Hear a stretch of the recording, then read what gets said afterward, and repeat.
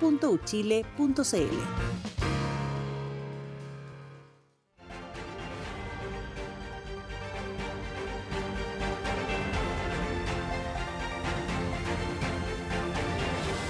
El Departamento de Prensa de Radio Universidad de Chile trabaja para mantenerlo informado. Radio Análisis, una transmisión conjunta de las radios que piensan.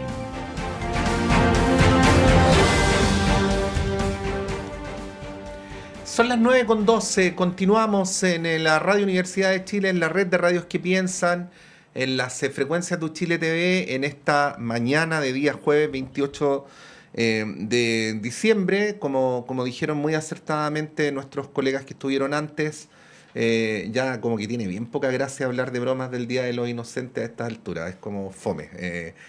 Así es que vamos a lo serio, ¿no? A lo que realmente está ocurriendo. Hemos hecho un par de primeros recorridos, queríamos proponerles una nueva estación, pero como siempre en el debate político, como que todo tiene que ver con todo, ¿no? Y queríamos llevarlos al tema de la reforma previsional. El gobierno ha planteado que se abre a una fórmula distinta a la que originalmente había propuesto. Hay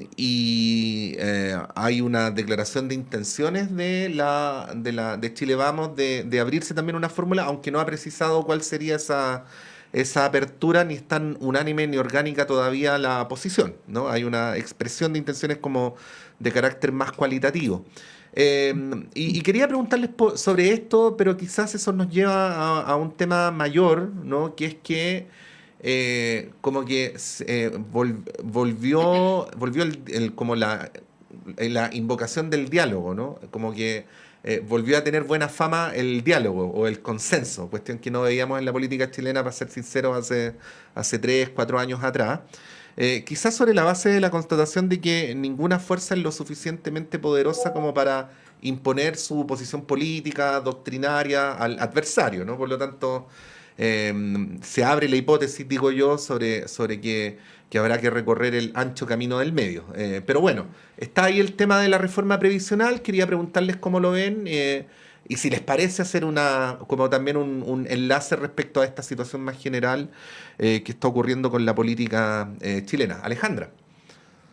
Sí, bueno, en primer lugar a mí me parece que claro, que es justamente como decíamos al inicio, la iniciativa que ha retomado también el gobierno en reforma previsional, también después del plebiscito, es como un signo, digamos, que alentador respecto a su posicionamiento o reposicionamiento, ¿sí?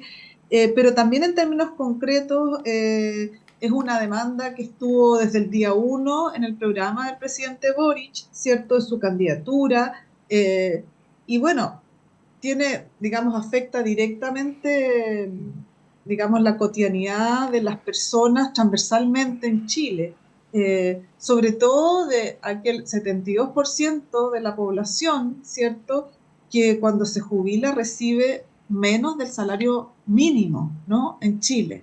Eso es un dato demasiado relevante que cualquier gobierno tiene que considerar. Es parte la discusión sobre, por ejemplo, el movimiento social No Más FP, ¿no?, que impulsó el movimiento, estuvo también en la base, en todas las demandas que fundaron, digamos, y la movilización social en el contexto del estallido social en Chile. Entonces, es muy necesario que el gobierno se posicione al respecto y por lo tanto esta apertura, digamos, a la negociación que tú señalas, Patricio, que tiene que ver, ¿cierto?, con destinar este 6%, proponerle que este 6% digamos, de que ellos habían planteado como un fondo solidario, digamos, a secas, se destine una parte a cuentas individuales. La propuesta, entiendo que plantea, la nueva propuesta, que el 2% de ese fondo vaya a cuentas individuales y que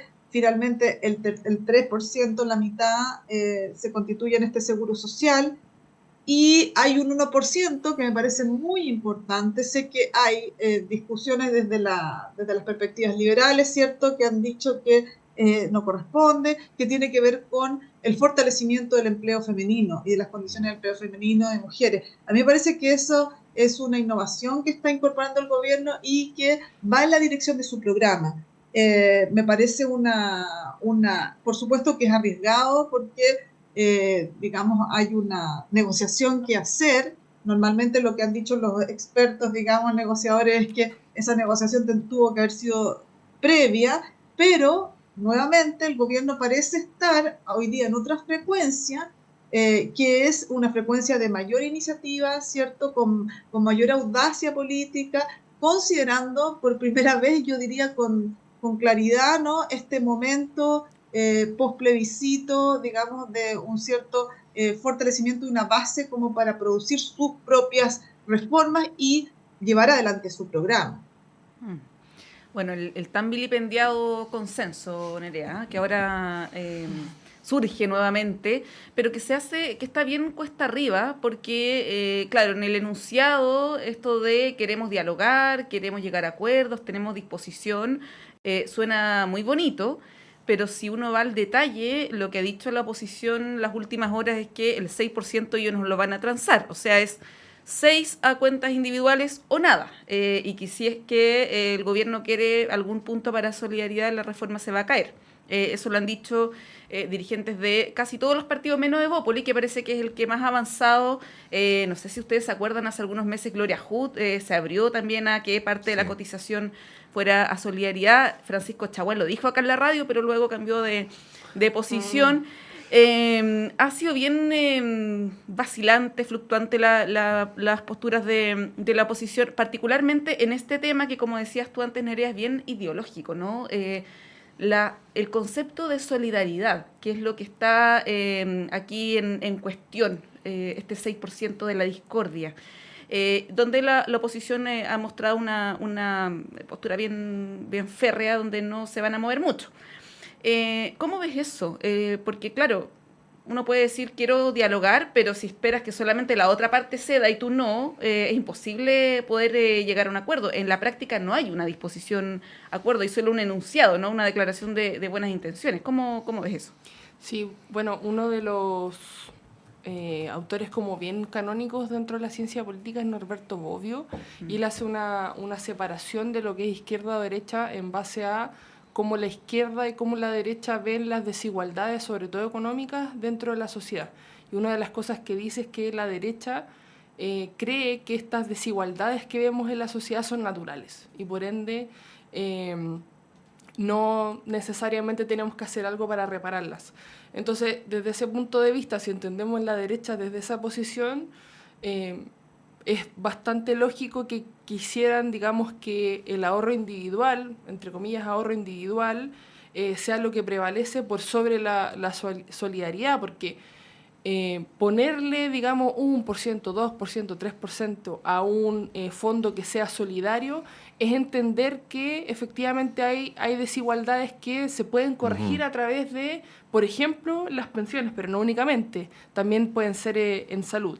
Y pasando a una segunda capa, me parece súper importante destacar que, si bien nuevamente, como decía anteriormente, el plebiscito, el resultado del plebiscito no necesariamente fue un triunfo para el gobierno, sí le dio un segundo aire, un segundo tiempo, una segunda oportunidad de poder volver a manejar la agenda, cosa que no tuvo en el primer tiempo, y me parece que retomar las demandas que vimos durante el estallido social, que no han sido canalizadas desafortunadamente ni en el primer proceso constitucional ni en el segundo proceso constitucional, es en el fondo lo que tenemos que hacer.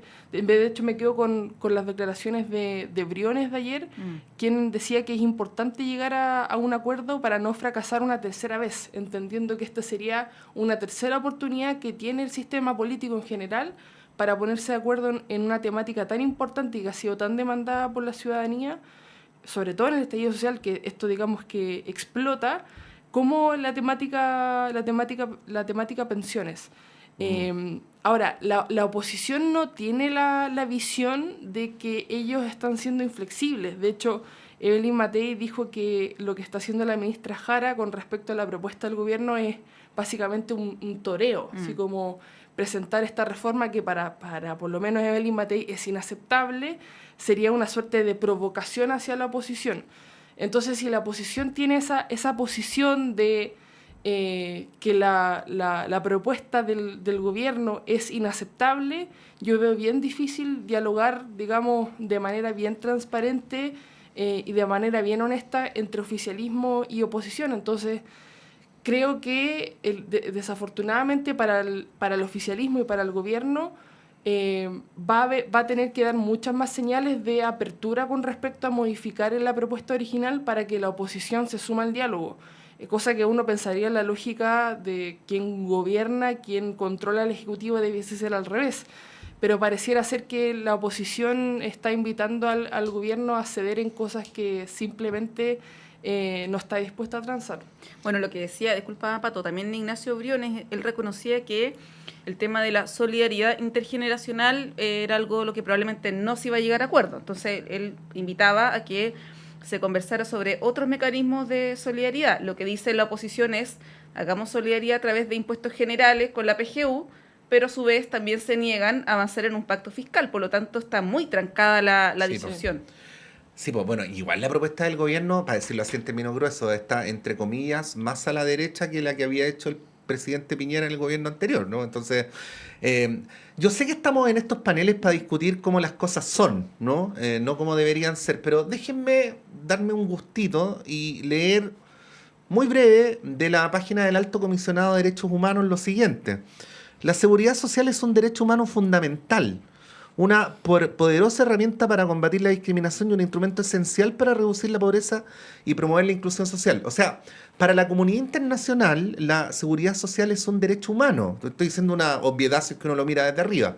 Y los derechos humanos deben ser cautelados por el Estado. Entonces lo que pasa es que igual este debate está absolutamente condicionado por la revolución institucional que hizo la dictadura el año 81, con este sistema que es bien extraño en términos comparativos a nivel mundial, donde hay tanta primacía de la capitalización individual, donde si bien desde hace algunos lustros existe un pilar solidario, este no es determinante todavía en poder llevar las pensiones a una situación al menos de equivalencia con el sueldo mínimo, y en donde además, y esto no se menciona siempre, pero es una cuestión central para entender cuál es el debate en relación a este tema, unas AFPs que por ley tienen la posibilidad de capitalizar a los grandes grupos económicos. Por lo tanto, se entrelazan los intereses económicos, valga la redundancia, más poderosos del país en una discusión que tiene como aterrizaje las pensiones, pero que tiene como trasfondo la acumulación de capital. Entonces, es un debate súper complejo, porque quizás los actores más beneficiados o perjudicados con esto no son los que salen todos los días en el diario. Ahora, dicho todo lo dicho, Alejandra, el economista David Bravo, que lo entrevistamos ayer, planteaba algo ya, disculpen mi volada como más súper estructural, pero aterrizando en lo súper pragmático, decía, nunca es posible un consenso en reforma previsional en contexto electoral. Entonces, lo que él decía era, o se alcanza un acuerdo en este par de meses, o no se abre nueva ventana hasta marzo del 2026. Entonces ahí la pregunta que yo también me hacía más temprano es si a la oposición, si quiere llegar al gobierno, le convendrá realmente chutear el tema hasta cuando eventualmente ellos mismos estén en la moneda. Alejandra. Estás en silencio. Perdón. Apuesto a que la oposición va a intentar aplazar esta discusión porque es demasiado estructural para sus intereses, ¿no? En términos de sus intereses económicos y el vínculo que tienen con las, digamos, empresas que administran los fondos de pensiones. Digamos, es el corazón, ¿cierto?, de la propuesta de Jaime Guzmán, de la Constitución que todavía nos rige. Y por eso fue también, ¿no?, es tan importante lo que ha hecho el gobierno, a pesar de que estoy de acuerdo con ustedes, ¿no?, contigo, Patricio, en que es una reforma que es muy moderada, ¿sí? Pero es importante lo que ha hecho el gobierno, porque recordemos que la discusión hace unos pocos meses, ¿cierto?, en el Consejo Constitucional, digamos, liderado por el Partido Republicano, era la inexpropiabilidad de los fondos de pensión, ¿sí? Eso era lo que íbamos a estar sometidos si ganaba, digamos, y se aprobaba la propuesta constitucional de ese espacio. Y por lo tanto, no había posibilidad de pensar siquiera en un fondo solidario. Entonces, el campo, digamos, y todo el eje se corrió, ¿no? Se corrió y se abrió una oportunidad. El gobierno tiene que seguir impulsándola, en mi opinión, ¿no? Y con mucha fuerza, pero también tiene que hacer algo que es muy relevante, lo que ha hecho, digamos, política e ideológicamente también la derecha, y eso yo creo que va a ser el centro de su argumentación, desde la perspectiva también ultraliberal que han desarrollado en Chile estas derechas, ¿no? Es decir, ¿no? Acá lo único plausible, como ustedes dicen, es que los beneficios, digamos, vayan directamente a las cuentas individuales. Entonces, una perspectiva individualista, ¿cierto?, que no se hace cargo del problema gravísimo que seguimos teniendo y se sigue profundizando en Chile de la desigualdad, ¿no? Y por lo tanto, a ellos van a seguir en un discurso de ese tipo. Ya sabemos que hay algunas, también se han levantado algunas encuestas, ¿cierto?, donde la ciudadanía se ha manifestado más o menos a favor, ¿cierto?, de este discurso, ¿no?, de esta idea, ¿no?, que es que los beneficios vayan solamente a las cuentas individuales y no se produzca, ¿cierto?, esta solidaridad social, ¿no? Yo creo que esa va a ser la discusión realmente importante, como ustedes puntualizan, y que en la cual, digamos, también nosotros como universidad debiésemos entrar, ¿no? Y justamente tiene que ver con la cuestión estratégica de largo plazo, ¿no? De qué país queremos construir, ¿no? Y cómo fuimos interpelados durante estos años, ¿cierto?, por el descontento social en torno a la brecha, digamos, profunda, ¿no?, de desigualdad que existe en Chile. Bueno, aquí en este caso, Nerea, las responsabilidades también hay que decir que son compartidas, o sea, estamos hablando de la oposición porque es quien tiene en este caso el sartén por el mango, pero en el gobierno anterior fue la oposición actual oficialismo quienes se negaron a cerrar un 3-3, incluso había negociaciones bastante avanzadas para un 4-2, ¿no? 4 a solidaridad. Y se negaron por razones electorales, básicamente, al igual como está ocurriendo ahora. Y pidieron separar el proyecto y fue así como se aprobó solamente la PGU, porque el gobierno del expresidente Piñera tenía toda la intención de que saliera la reforma en su administración. Y por otro lado, esta idea de instalar la propiedad de los fondos, la izquierda también contribuyó bastante en esa posición. No sé si tienes algo que agregar sobre este tema para ya pasar a lo que está pasando en Argentina, que es bien interesante también. De hecho, tengo un enlace quizás que hacer con justamente lo que está pasando en Argentina, que así como vimos, lo que vemos por ejemplo, en la derecha en Chile es que hay una disputa no solamente ahora de la derecha convencional, que vendría siendo la UDI, Renovación Nacional, Evópoli, y el Partido Republicano, que sería de ultraderecha, sino que además dentro de la ultraderecha hay una separación, una escisión con un tipo de movimiento que quiere tildarse como liberal libertario. Y estas ideas liberales libertarias, bueno, no sé, siguiendo lo que decía Hayek, por ejemplo, son mucho más extremas desde el punto de vista de cómo son las desigualdades en la sociedad y si tenemos que llegar a corregirlas o no. Entonces, desde ese punto de vista, sería súper interesante ver qué es lo que va a pasar con, por ejemplo, el Partido Republicano, que me parece que tiene una ala súper liberal libertaria, en términos de no solamente restarse de cualquier discusión de reforma previsional y cualquier otra reforma que me parece a mí que el gobierno proponga con respecto a la agenda, tanto en salud como en educación, sino que además estas ideas donde el mercado sea 100% el que regule, digamos, qué es lo que pasa con la economía y por ende cómo la economía repercute en el individuo. Entonces, yo creo que, por ejemplo, a los republicanos y sobre todo a este movimiento liberal libertario no le hace ningún tipo de sentido la reforma previsional que está proponiendo el gobierno, e incluso los reparos que está haciendo la derecha tradicional tampoco me parece que le sean muy cuerdas. Ahora más y a raíz de que me parece que está un poquito de moda, dado el éxito electoral de Milei, tildarse como liberal libertario desde el punto de vista de la derecha más liberal. Vamos a ver cuánto dura la moda. Ahora son cortas. Sí. Ya, pues vamos a Argentina. Así como fue la primera convocatoria a las protestas, donde al final del día el presidente Milei anunció el DNU. Ayer su respuesta a las protestas fue anunciar la ley Omnibus, ¿no? Que consiste en bueno, tiene varias partes, pero una de las partes centrales es la privatización de 41 empresas públicas.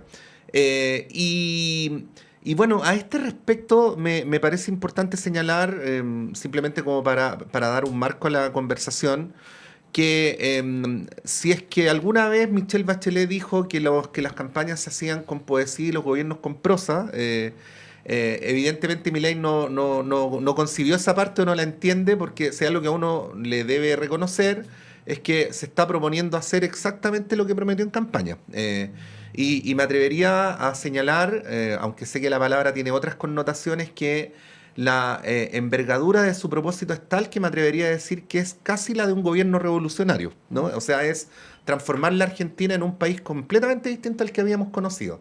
Pero bueno, el tema es que para eso se necesita poder. Y la pregunta es si tendrá el presidente, en un contexto democrático, donde hay por definición contrapesos de poderes, el poder necesario para esta empresa, ¿no? Que es que vuelve a insistir, es una tarea refundacional de la Argentina, es muy evidente por el contenido de los proyectos.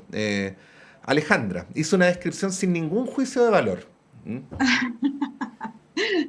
Bueno, eh, mira, a mí me parece que en primer lugar sí, una paquete, digamos, ambos, de las tres iniciativas Mm. que ha tomado, y diría yo una cuarta hoy día, ¿no? Ya en términos directos, o ayer, ¿no? Con la anulación de 5.000 o más de 5.000 puestos de trabajo, ¿cierto?, en el empleo público. Eh, a mí me parece que lo que ha hecho es una acción radical, ¿no? Claramente radical, extrema, de shock. Lo mismo lo han reconocido, pero que tiene, o sea, que, bueno, que está como muy, digamos, es muy elocuente, digamos, es directa, es transparente, ¿no? Y eso es bien impresionante porque también cambia la dinámica digamos, de la política, ¿no? Hay la ley Omnibus, que se llama así porque tiene, ¿cierto?, más de 600 artículos, ¿cierto?, y corresponde a diversísimas leyes, impacta diversísimas leyes. Tiene esta declaración que le llaman ellos de emergencia pública, que le llama él, ¿no? Y esto es bien impresionante, como dice, ¿no?, que declara emergencia pública en Argentina, ¿cierto?, en diversos campos, en la economía, en el plano fiscal, previsional, ¿cierto?, en defensa, en la dimensión energética, de seguridad, ¿cierto?, social, administrativa, por 2 años, ¿cierto?, hasta este estado de emergencia, ¿no? Sería extendido hasta el día 31 de diciembre del 2025, con lo cual Milei se entrega a sí mismo el poder completo, ¿cierto? Por eso se ha hablado de un paquete también directamente autoritario, un giro autoritario, no solamente de desregulación de la economía, sino también autoritario, antiderechos.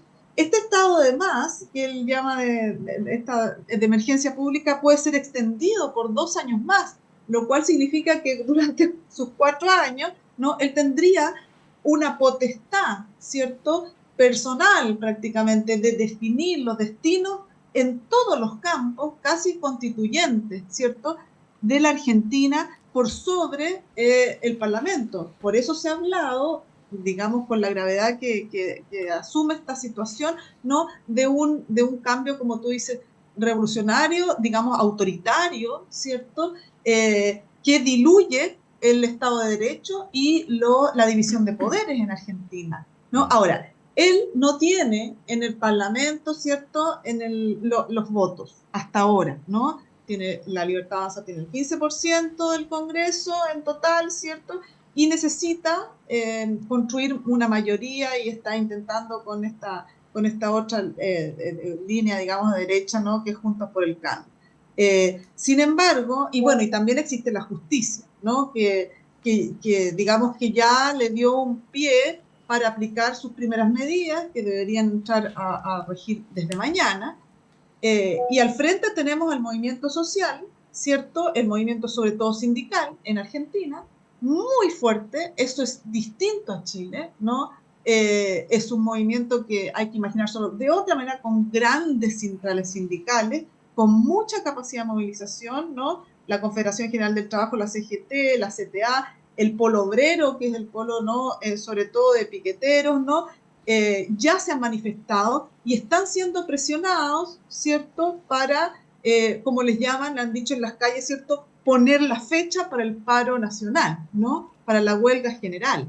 Entonces, en estos días, ¿no? Se está dirimiendo, en mi opinión, en estos días, en este mes, también el mes que viene, el mes de enero, ¿cierto? El destino del gobierno de Milei. Ya hay quienes hablan de un gobierno que por su extremismo, digamos, por su extremismo, se amenaza con no llegar a término. O sea, en estas condiciones, digamos, como tú dices, hacer exactamente lo que dijo, digamos, un cambio en dirección autoritaria, ¿cierto?, en extremo, con una movilización social muy fuerte, eso se ve bastante inviable.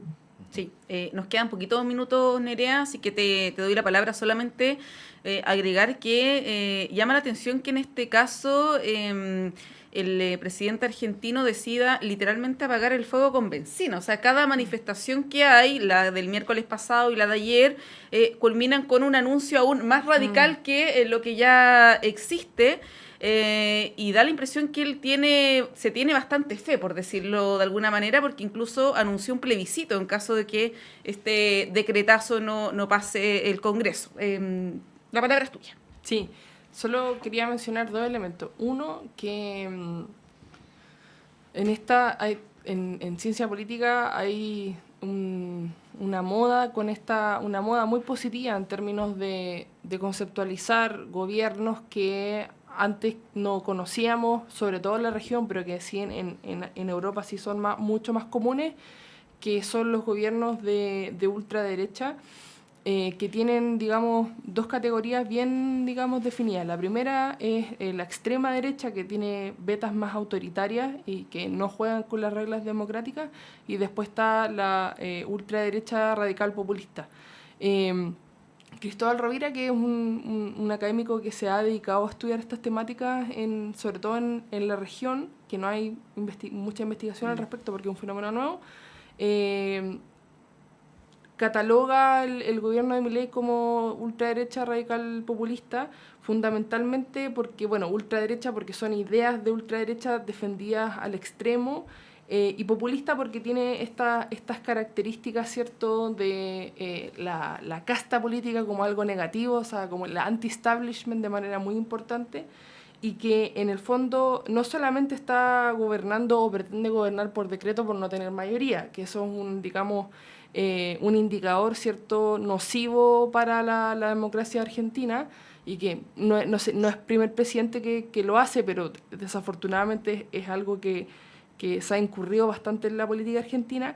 Pero además va a pasearse el Congreso, porque no tiene mayoría en el Congreso, ni siquiera con los votos del macrismo, a través de un plebiscito, lo cual va de lleno, ¿cierto?, con esta idea populista de la casta política no tiene idea, entonces tenemos que preguntarle directamente a la gente qué es lo que quiere, aprovechando que hay una porción importante que de momento está apoyando sus políticas, pero todavía ni siquiera lleva un mes de gobierno. 17 días lleva. 17 días. Sí, bueno, la propuesta de Milei es llevar la sociedad argentina a un estado donde el mercado sea lo que prime en todo, ¿no? Hay un nivel de reducción del Estado que no se había visto ni siquiera en los gobiernos más neoliberales que ha conocido la humanidad en las últimas décadas, y que se parece más a una destrucción del Estado que a una reducción del Estado. Su desaparición en áreas donde los gobiernos más de derecha que hemos tenido en el mundo no se lo había planteado. Bueno, es un experimento, ¿eh? De verdad, una cosa bien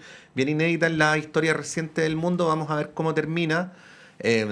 Alejandra Botinelli, muchas gracias, que tengas un buen día. Gracias a ustedes. Buen día. Nerea, también muchas gracias. Y con Montserrat vamos a un breve alto y a la vuelta Claudio Medrano como cada mañana con ustedes.